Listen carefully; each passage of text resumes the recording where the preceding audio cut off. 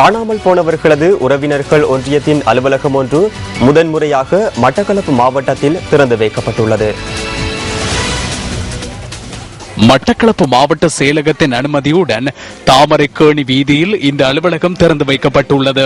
மட்டக்களப்பு, அம்பாறை மறை மாவட்டங்களின் ஆயர் கலாநிதி பொன்னையா ஜோசப் ஆண்டகை, ஜெயந்திபுர விகாராதிபதி கடேகிரிகம தம்மஸ்ரீ தேரர் ஆகியோரும் இந்த அலுவலக திறப்பு நிகழ்வில் கலந்து கொண்டு ஆசி வழங்கினர்.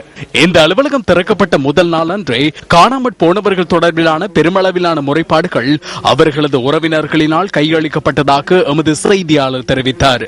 காணாமற் போன மற்றும் உயிரிழந்தவர்களின் உறவினர்களுக்கான தொழில் வாய்ப்புகள் உட்பட பிற உதவிகளும் இந்த அலுவலகத்தின் ஊடாக பெற்றுக் கொடுப்பதற்குரிய நடவடிக்கைகள் மேற்கொள்ளப்பட உள்ளன.